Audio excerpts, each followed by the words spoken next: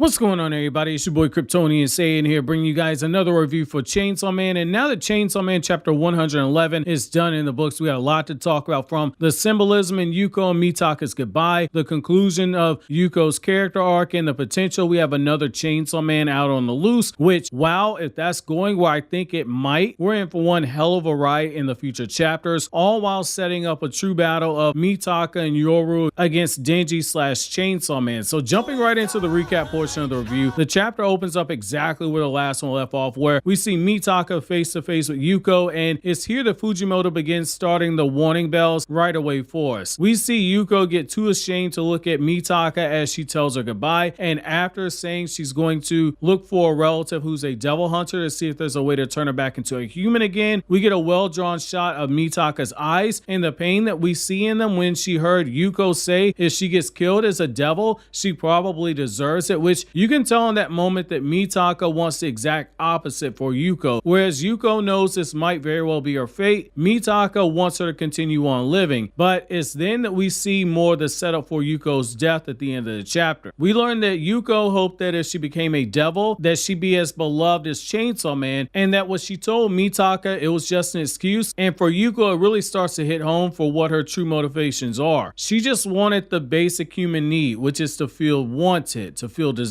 to feel loved. She was starved enough for all of that she was willing to go this far, and because she was willing to go this far, she ended up falling victim to the Justice Devil, which I found to be very interesting here. Yuko is coming off like someone who made the literal deal with the devil and knows that her time is coming to an end. She doesn't know when, but all she knows is that it's likely very soon, and the way she's written is meant to strike a chord with the readers, and I think Fujimoto might have pulled it off here, but that might just be me. We then see Yuko explain the progression of her descent, where she went from saving Mitaka with the hopes of making her into a friend, to killing her neighbors, to killing her classmates, and then being so drowned out by the thoughts of others that she couldn't even hear her own thoughts anymore. But while this is going on, we see that Yuko's own body is so far gone that she's begun to attack Mitaka with her tail without her even being consciously aware of it. A sign that it's not just her mind that's gone, it's also her body as well that she's ultimately lost control of, further adding to the tragedy of Yuko. After telling Mitaka not to make a contract with the Justice Devil, Mitaka calls out for Yuko and tells her to stop, and we see Fujimoto further tug on the heartstrings by pulling a callback to one of the first moments we had with Yuko and Mitaka. Mitaka pays back the favor from a few chapters ago, where Yuko gave her the shoes to wear, only this time it's Mitaka offering up her shoes to Yuko and telling her that she can wear them, she can sell them, she can throw them away, and we see the two of them further exchange laughs and smiles, just setting things up for that eventual chainsaw on the back that's coming at the end of the chapter. We then see Yuko make the promise to Mitaka to return her shoes to her one day, and we see Yuko leaping across the city, and that sneaky bastard Fujimoto once again puts the ravens or the crows in the sky in order to foreshadow the death that's coming right around the corner, and the way that the birds are flying is in the direction of the next page, literally setting you up for what's already getting ready to come. It's a great use of anticipation panels where we see more of the birds flying around Yuko's body before flying into the air after circling her.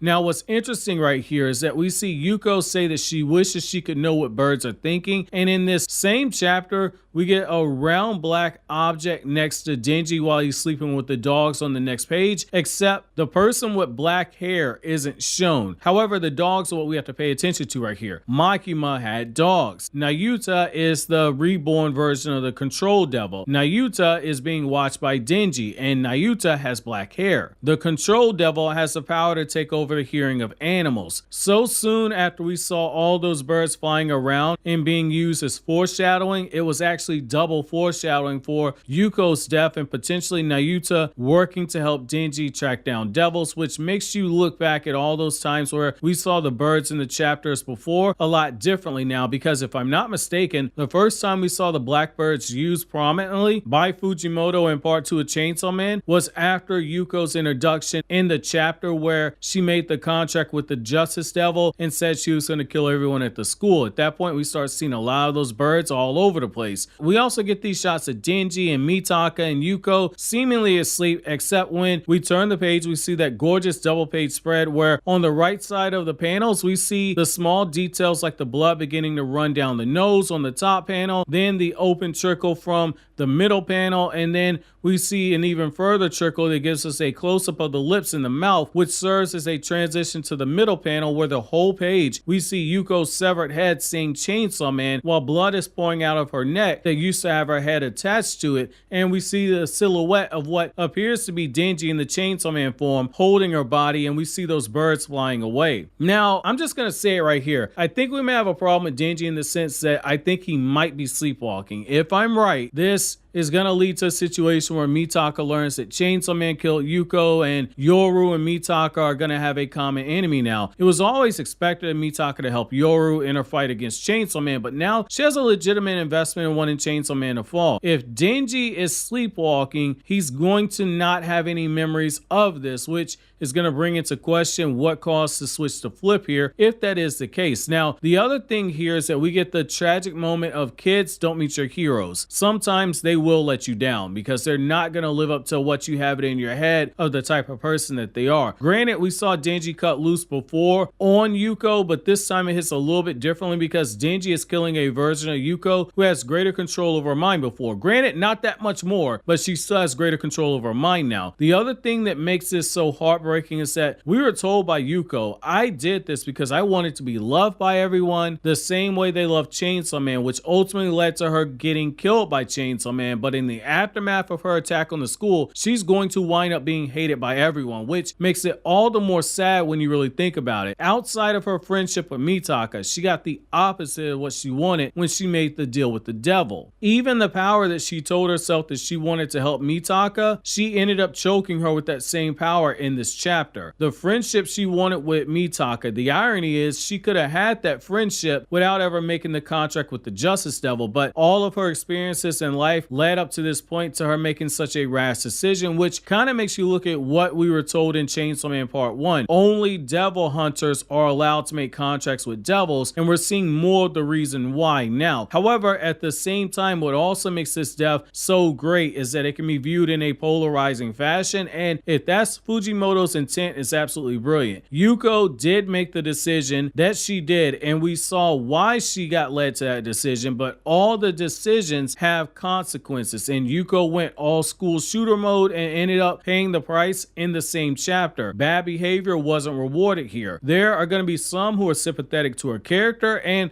there are going to be others who say she got exactly what was coming to her, and they don't feel any pity for her. Now, on the other side of things, Yuko also gave us a bombshell, which is that the Justice Devil's still out there and at the school, which, wow, okay, looks like we might be seeing something where the Justice Devil might be the big antagonist the same way that Makima ended up being the big antagonist for part 1 of the series. Or it could be the Justice Devil is just a red herring and we see another one of the 4 horsemen of devils show up later on, which we might have potentially seen earlier. Things are about to get it way out of hand here. So my chapter question to you guys is, how did you feel about Yuko's death? Did it make you feel more for her character, or did she get what she deserved? Also, what do you think about Nayuta being cited in this chapter? Do you agree that the Justice Devil is going to be Chainsaw Man Part 2's Gun Devil, where you think that's the final boss when really it isn't? While you think that over, click here to watch these other Chainsaw Man videos you see on the screen right now.